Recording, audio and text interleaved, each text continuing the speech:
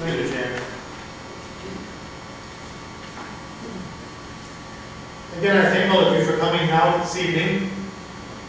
I must say we knew that the interest would be high in this project, this endeavor we're setting out on, but the positive response that we have received thus far has exceeded all of our expectations.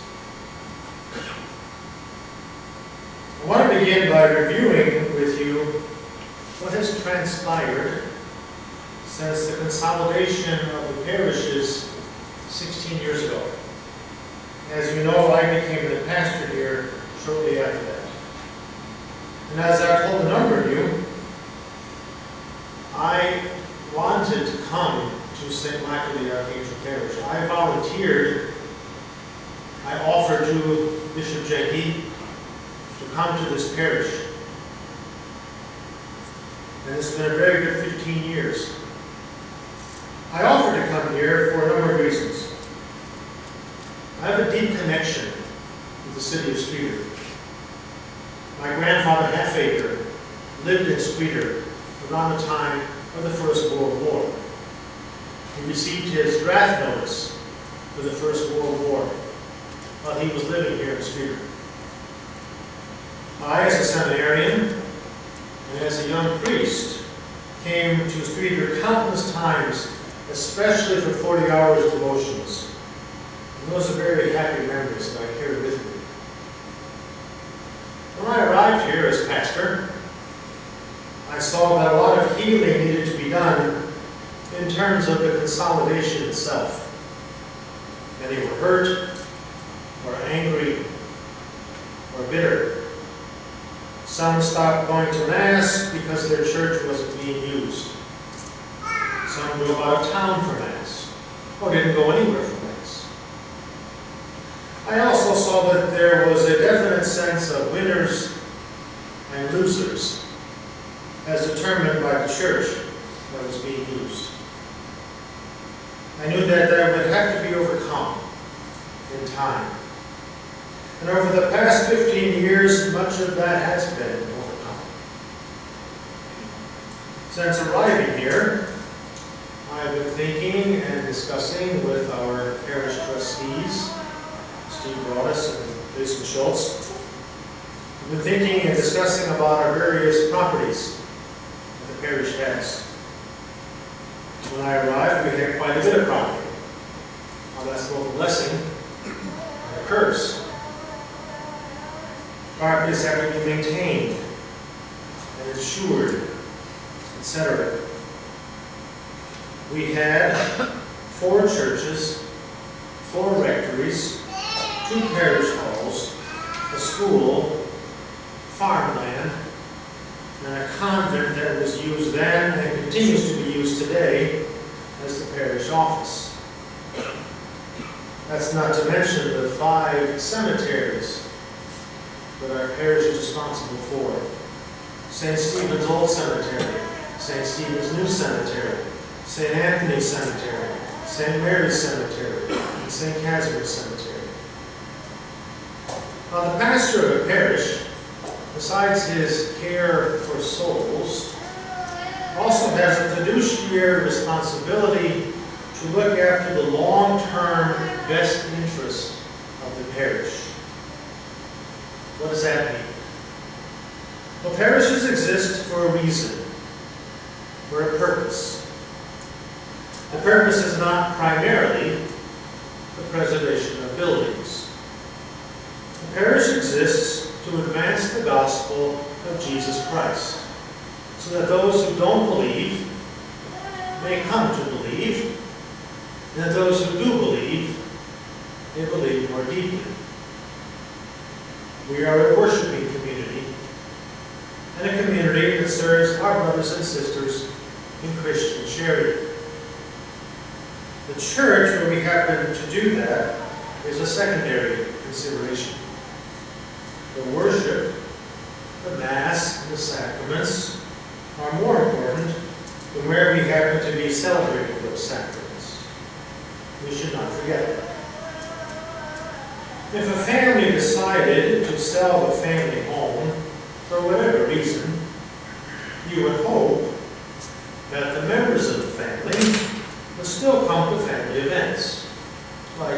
Thanksgiving and Christmas. And if they didn't come, one would naturally wonder why. Well, as I said, when I came here 15 years ago, I began thinking and discussing with our trustees about our many properties. I realized that people have sentimental attachments to buildings, especially to things like the family home and the parish church. But keeping those buildings comes with a price tag. And the down comes with a price tag too. There are no perfect solutions, but some solutions are better than others. In all of this, the trustees and I were thinking about the future. We want to do something that will make sense 25 or 50 years from now, and that will last for 100 years or so. We aren't simply doing something for today. That would be terribly short-sighted. Good stewardship takes the future into consideration. We first thought about doing something with St. Stephen's. But old buildings can't be sustained indefinitely, especially in our climate with our freezing and thawing cycles. And when the structural engineers could no longer guarantee the structural soundness of the building, we discontinued using it. Next, we considered St. Casimir Church. I had the Regali Company from Chicago come to look at it. John Regali came several times. Since 1860, they meaning the Regali Company, have done church interior, church renovation, and church design. They redid many churches in our diocese, including our cathedral. The diocesan director of properties came as well. We thought about removing the wall behind the tabernacle and somehow using that space back there for more seating. The bathrooms, of course, would have to be reconfigured to bring them up to code.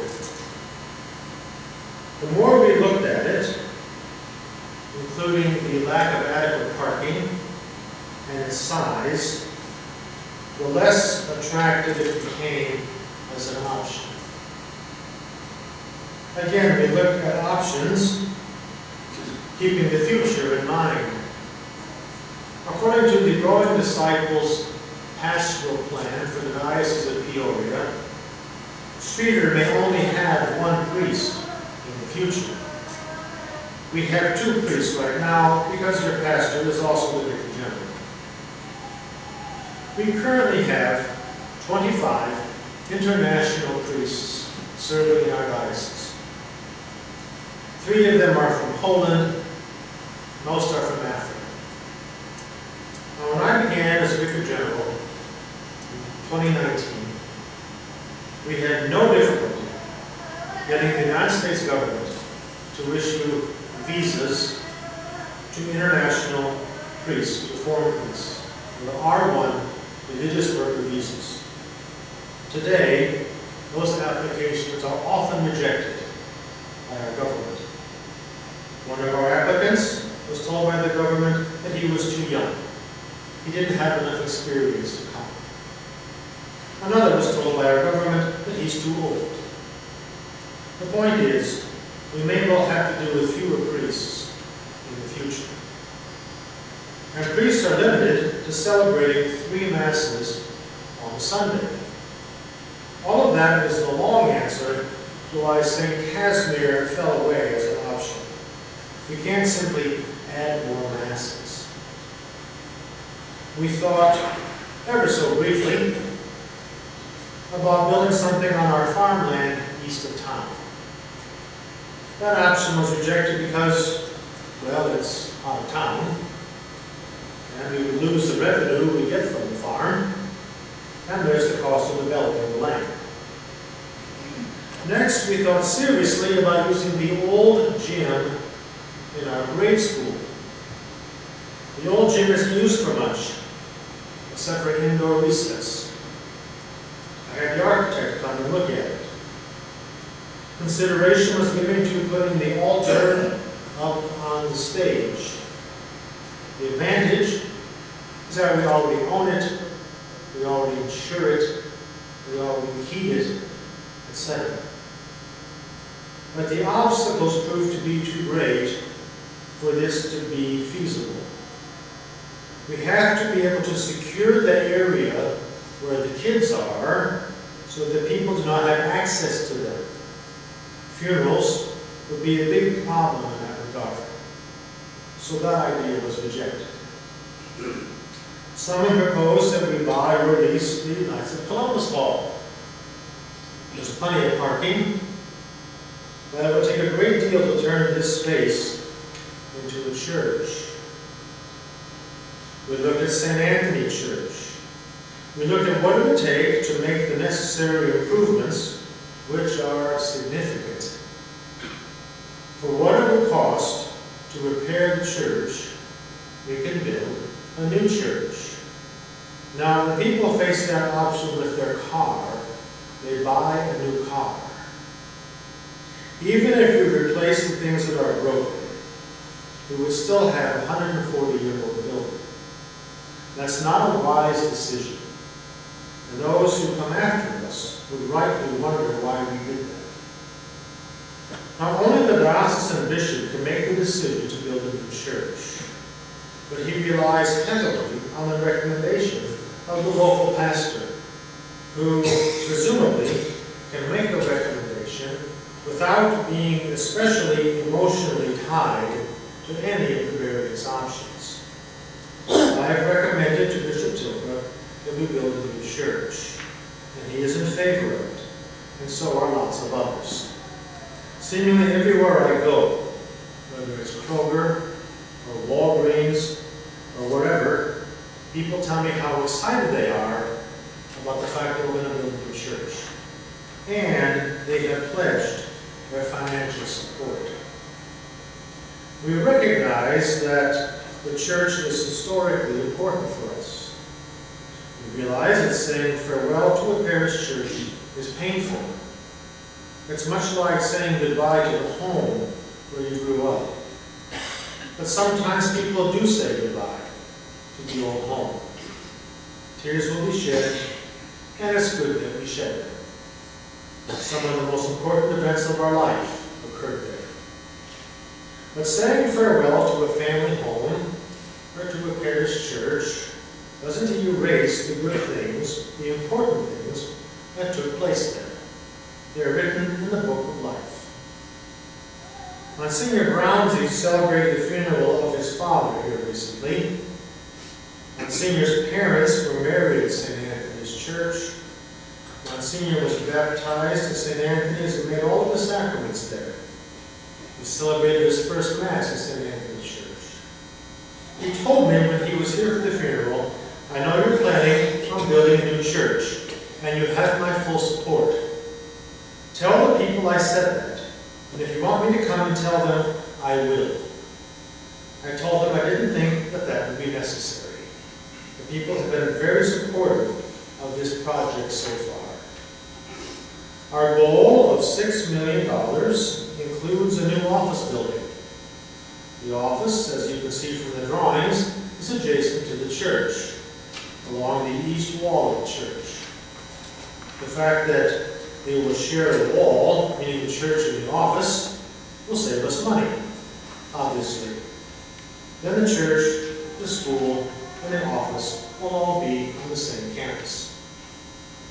I'm rather confident that we will raise the $6 million, but if we don't, we will delay the building of the office. But it will naturally cost more to build the office later than to build it now. Our present office, the old convent, has significant structural problems. But we will build according to the model of good, better, best. If we go over our goal, we will have more options. We'll have better options for some of the things that we are doing. We plan to repurpose a number of things from our churches, such as pews and stations and stained glass windows, etc. As you can see from the drawings, it will be a traditional church. Sometimes people will ask if the diocese will help us. There are lots of ways the diocese has already and will continue to help us. The Diocesan Director of Properties, Mr. Andrew Hagman, has been here, and he will review all the plans. The Diocesan Director of Liturgy, Philip Lee, has been helpful. The legal office has been and will continue to be helpful in this project.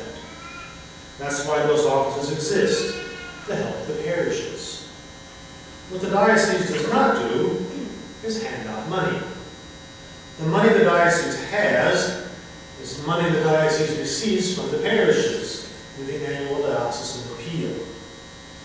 We have building projects going on all over the diocese all the time.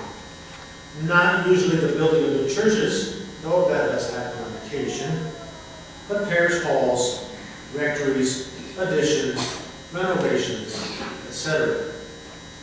The diocese isn't going to collect money from Streeter and give it to Ottawa or wherever else they're undergoing a building project. They have to raise their own money, and so do we. So that's where we are. That's how we got to where we are. And I thank you again for coming. Now I'll hand things over to Ty Hudson. He is a representative from Guidance and Giving and assisting us